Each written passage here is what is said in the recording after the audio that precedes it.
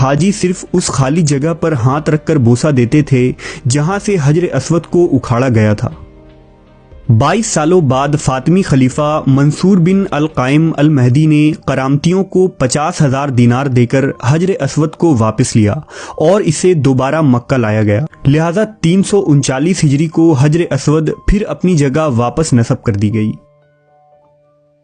دشمنوں اور بیرونی حملہ آوروں کے علاوہ قدرتی آفات سے بھی حجر اسود کو خاصا نقصان ہوا، لہذا سن 1039 ہجری میں مکہ میں موسلا دھار بارش ہوئی جس سے زبردست سیلاب آ گیا اور سیلاب کا پانی کعبہ کے اندر داخل ہو گیا۔ پانی کی سخت لہروں سے کعبہ کی 2 دیواریں گر گئیں اور حجر اسود نے بھی اپنی جگہ چھوڑ دی۔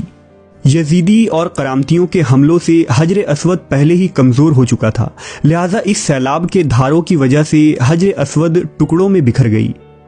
یہ وہ دور تھا جب اسلامی دنیا کی خلافت ترک عثمانیوں کے ہاتھوں میں تھی، لہذا جب اس تباہی کی خبر عثمانی سلطان مراد خان کو پہنچی تو انہوں نے فوراً مکہ کی طرف امداد روانہ کی اور کعبہ کی دوبارہ مرمت کروائی گئی۔ حجر اسود کو جو اب 13 ٹکڑوں میں علیحدہ ہو چکا تھا انہیں گلاب سے دھو کر ان کی جگہ جمایا گیا اور مسالے میں مشک و صنوبر ملا کر اسے بٹھا دیا گیا۔ اگر حجر اسود کے متعلق سائنٹیفک ریسرچ کے رو سے بات کی جائے تو عیسائی سیاحوں اور آرکیولوجسٹ کی رائے یہ ہے کہ حجر اسود کسی شہاب ثاقب یعنی میٹرائٹس کا ٹوٹا ہوا حصہ ہے۔ دراصل شہاب ثاقب خلا میں سفر کرنے والا پتھر کا وہ ضخیم ٹکڑا ہوتا ہے جو کبھی کبھار ہماری زمین کی طرف آ جاتا ہے اور اس کی تیز رفتاری کی وجہ سے زمین پر گرنے سے قبل ہی اس میں آگ لگ جاتی ہے، اس لیے دیکھنے والوں کو ایسا محسوس ہوتا ہے کہ آسمان پر کوئی تارا ٹوٹ رہا ہے۔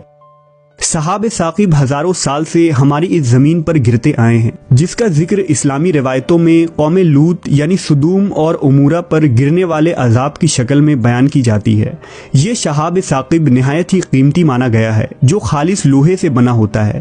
اسی طرح کے گرنے والے ایک شہاب ثاقب کے ٹکڑوں سے قدیم مصر کے فرعون توتن خامن نے اپنا ایک خنجر بنایا تھا۔ اسی طرح قدیم یونانی بھی ایک شہاب ثاقب کے ٹکڑے کی پوجا کیا کرتے تھے۔ غالباً اسی وجہ سے ماہرین نے یہ خیال کیا کہ حجر اسود بھی شہاب ثاقب کا کوئی ٹکڑا ہوگا جو قدیم دور میں اس زمین پر گرا تھا اور لوگوں نے اسے کعبہ شریف میں نصب کر دیا، لیکن یہ نظریہ ایک شرعی غلطی ہے کیونکہ احادیث سے یہ واضح ہے کہ حجر اسود کو خود جبرائیل امین اس زمین پر لائے تھے جو کہ ایک جنتی پتھر ہے، نہ کہ کسی شہاب ثاقب کے گرے ہوئے معمولی پتھر کا کوئی ٹکڑا۔